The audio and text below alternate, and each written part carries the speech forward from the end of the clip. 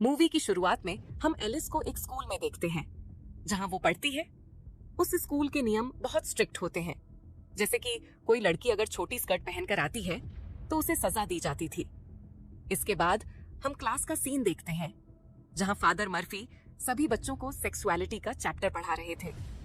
Father सभी बच्चों को बताते हैं कि किसी भी लड़के या लड़की को इंटीमेट तभी होना चाहिए जब उनकी शादी हो चुकी हो।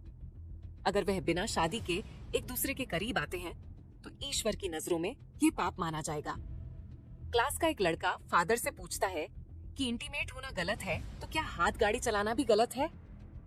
तो फादर उसको समझाते हैं कि हाथ गाड़ी चलाकर तुम बच्चे पैदा नहीं कर सकते, इसीलिए यह भी पाप है और गोड हर जगह है, इसीलिए ऐसा कुछ भी मत करना। क्लास खत्म होने के बाद एलिस अपनी फ्रेंड लोरा से मिलती है। लोरा एलिस से बोलती है कि मैं स्कूल के नियमों से तंग आ चुकी हूँ, क्योंकि स्कूल वाले इंटीमेट होने को भी पाप समझते हैं। और वो एलिस से पूछती है कि क्या मास्टरबेट करना भी पाप है। तो एलिस मना कर देती है कि इसमें कोई पाप नहीं है, ये तो हर कोई इंसान करता है अपनी खुशी के लिए। इसके बाद एलिस अपने घर आ जाती है, जहाँ घर पर वो अकेली थी, इसीलिए एलिस अपने कंप्यूटर पर बैठकर किसी से चैट करने लगती है। वो चैट कर ही रही थी कि तभी एलिस को किसी अनजान आदमी का मैसेज आता है, जिसमें उसने गपागप करते हुए का फोटो भेजा था। फोटो देखकर पहले तो एलिस को कुछ शर्म आ गई थी, लेकिन एलिस को वापस से उस फोटो को देखने की जिज्ञासा होती है, इसलिए वो उसे देखने लगती है। तो वो आदमी मैसेज करके एलिस से उसकी एज और लोकेशन के बारे में पूछता है, तो एलिस भी उसे अपना बायोडाटा दे देती है। फिर वो आदमी एलिस से उसकी फोटो मांगता है, तो एलिस भी समझदारी के साथ उसकी बेस्ट फ्रेंड की फोटो सेंड कर देती है। उसका फोटो देख वो आदमी कहता है, ओ वाह, तुम कितनी खूबसूरत होती। ये सुनकर दोनों के बीच में पलंग तोड़ वाली बातें होने लगती हैं। इससे अब एलिस धीरे धीरे गर्म होने लगती है, जिससे एलिस अपनी स्कर्ट में हाथ डालती है और मजे करने लगती है।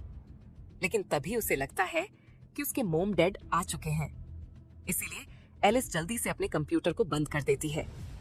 अगले दिन हम एलिस को लोरा के साथ स्कूल में देखते हैं, जहां वो अपनी फ्रेंड से बातें कर रही थी। तो उनके पास कलवे की लुगाई बेथ आती है, जो एलिस से कहती है कि वह एलिस आजकल तुम बहुत काम कर रही हो। लेकिन एलिस को उसकी बात समझ नहीं आती। लोरा बेथ से अपनी पार्टी में न आने की वजह पूछती है, तो बेथ बताती है कि मैं स्कूल की तरफ से टिफ पर गई थी और वहां जाने के बाद मेरी जिंदगी बदल गई है। लेकिन लोरा और एलिस को उसकी बातें समझ नहीं आती। बेथ के वहां से जाने के बाद एलिस अजीब तरीके से चॉकलेट खाने लगती है। एलिस को ऐसे चॉकलेट खाता देख उसके साथ वाले लड़के हंसने लगते हैं। इससे एलिस वहां से चली जाती है। स्कूल की एक टीचर एलिस के पास आकर उससे बोलती है कि तुम अपनी बॉडी के साथ ऐसी गंदी हरकतें नहीं कर सकती, क्योंकि ये गॉड की देन है। ये सुनकर एलिस समझ जाती है कि पूरे स्कूल में ये बात फैल गई कि वो खुद के खेत को गीला करती है। इसीलिए एलिस अपने गुनाहों की माफी मांगने के लिए फादर मर्फी के पास जाती है और उन्हें अपनी आग बुझाने वाली बात बताती है। तो फादर एलिस को समझाते हैं कि शादी से पहले ये सब करना गलत है और तुमने गलती की है तो तुम्हें चर्च में जाकर प्रे करनी होगी। तो एलिस भी ऐसा ही करती है और चर्च जाकर वो अपनी गलती की माफी मांगती है और सोचने लगती है कि उसका दिमाग फालतू कामों पर जाने लग गया है। इसीलिए वो स्कूल ट्रिप पर जाकर अपने दिमाग को शांत करके गॉड के बारे में और जानेगी। एलिस ऐसा ही करती है। वो स्कूल ट्रिप पर जाती है। लोरा भी ट्रिप पर जा रही थी, लेकिन वो गॉड के बारे में जानने के लिए नहीं, बल्कि उसी के स्कूल के एक लड़के को पटाने के लिए। थोड़ी देर बाद वो सभी उसी जगह पहुंच जाते हैं जहां उनका कैंप था। कैंप से कुछ बच्चे बाहर आते हैं जो कि इनके ग्रुप के लीडर थे। उनमें से हम एक लड़के को देखते हैं जिसका नाम क्रिश था। क्रिश को देखते ही एलिस की गुफा में हलचल मचने लगती है। तभी वहां की इंचार्ज नैना वहां आती है, जो सभी को अंदर लेकर जाती है। नैना एलिस से उसका फोन मांगती है, क्योंकि ट्रिप पर फोन अलाउड नहीं था, ताकि सभी बच्चों का ध्यान ट्रिप पर लग सके। पर एलिस नैना को अपना फोन नहीं देती और झूठ बोल देती है कि उसके पास फोन नहीं है। जिसके बाद सभी बच्चों को एक साथ हॉल में बिठाया जाता है, जहां फादर सभी बच्चों का अलग अलग ग्रुप बना देते हैं। एलिस क्रिश के ग्रुप में थी, इसीलिए एलिस के मन में लड्डू फूटने लगते हैं। फिर फादर मर्फी सभी बच्चों से कहते हैं कि तुम यहाँ आए हो, ये ईश्वर ने पहले से प्लान कर रखा है और तुम 4 दिनों तक यहाँ रहकर अपनी जिंदगी के बारे में सीखो। गा, जो कि ईश्वर चाहते हैं। जिसके बाद फादर सभी बच्चों को एक पेपर देते हैं जिस पर फीलिंग के बारे में मेन लिखा था। फादर कहते हैं कि तुम सभी को इस पर टिक करके बताना है। जो तुमने यहाँ आने से पहले महसूस किया हो। तो सभी बच्चे अपने अपने मूड को टिक कर देते हैं, लेकिन एलिस टर्न ऑन पर टिक कर देती है क्योंकि कुछ दिनों पहले ही वो किसी के साथ इंटीमेट होना चाहती थी। लेकिन एलिस इस बात से घबरा जाती है कि इस बात का सबको पता चल गया तो उसका मजाक बनाया जाएगा, इसलिए वो उस टिक को हटाने की ट्राई करती है। पर इससे पहले ही उनके पेपर सबमिट करवा लिए जाते हैं।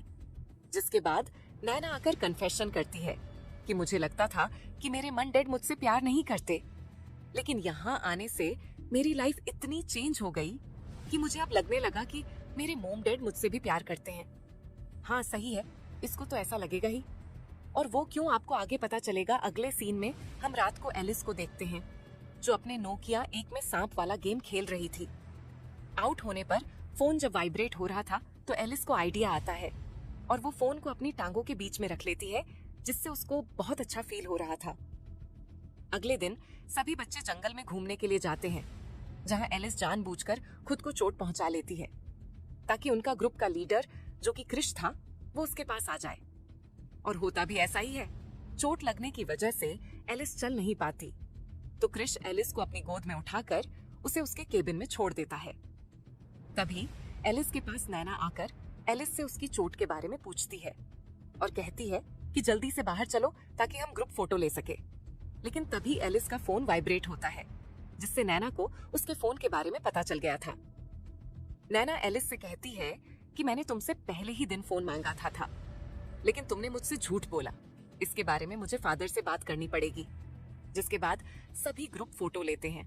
फोटो लेने के बाद फादर मर्फी एलिस को डांटने लगते हैं कि तुमने एक बार फिर से हमारे यहाँ के नियम को तोड़ा है, इसीलिए तुम्हें सजा के तौर पर पूरे केबिन की सफाई करनी पड़ेगी। जिसके बाद एलिस भी सफाई करने के काम में लग जाती है। सफाई करते हुए एलिस की नजर फादर मर्फी के रूम के अंदर रखे कंप्यूटर पर जाती है और वो खुद पर कंट्रोल नहीं कर पाती। इसीलिए एलिस जल्दी से फादर के कंप्यूटर पर जाकर वापस से एक लड़के से चैट स्टार्ट कर देती है। एलिस उस लड़के से इंटीमेट होने के बारे में पूछती है, लेकिन एलिस को ऐसा लगता है जैसे कोई आ रहा है, इसीलिए वो जल्दी से कंप्यूटर को बंद करके वहां से निकल जाती है। लेकिन वो कंप्यूटर को शट डाउन करना भूल गई थी। अगले दिन सभी बच्चे बेटे होते हैं क्योंकि इन्हें यहाँ अब 3 दिन गुजर चुके थे। तभी वहां फादर आकर सभी बच्चों से पूछते हैं कि जिस किसी ने भी मेरे कंप्यूटर से चैट की है वो खुद आकर मुझे बता देगा तो अच्छा रहेगा।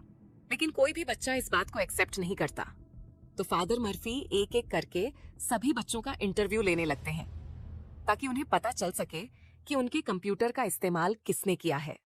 एलिस जब इंटरव्यू देने आती है तो फादर मर्फी उससे बोलते हैं कि पूरे स्कूल में तुम फेमस हो क्योंकि स्कूल में चारों तरफ तुम्हारी ही चर्चाएं हैं। तो एलिस बोलती है कि मैं एक सीधी लड़की हूं और जो भी बातें आपने मेरे बारे में सुनी है वो सब अफवाह हैं। इसके बाद एलिस किचन में सफाई का काम कर रही होती है। तभी वहां उसकी क्लास का लड़का आकर कचरा नीचे गिरा देता है, जिससे एलिस उसके ऊपर गुस्सा होकर बोलती है कि तुम्हारी वजह से मैं पूरे स्कूल में फेमस हो रखी हूं।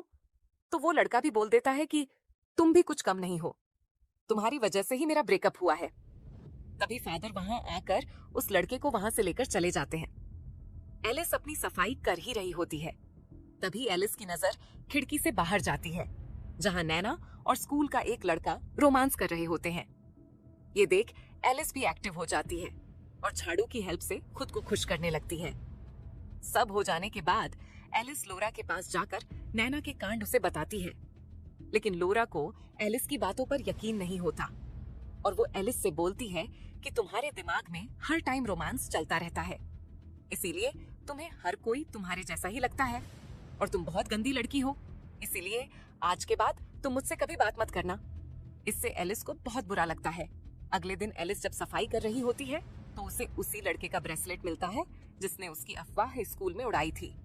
उस ब्रेसलेट को लेकर एलिस फादर के कंप्यूटर के पास रख देती है।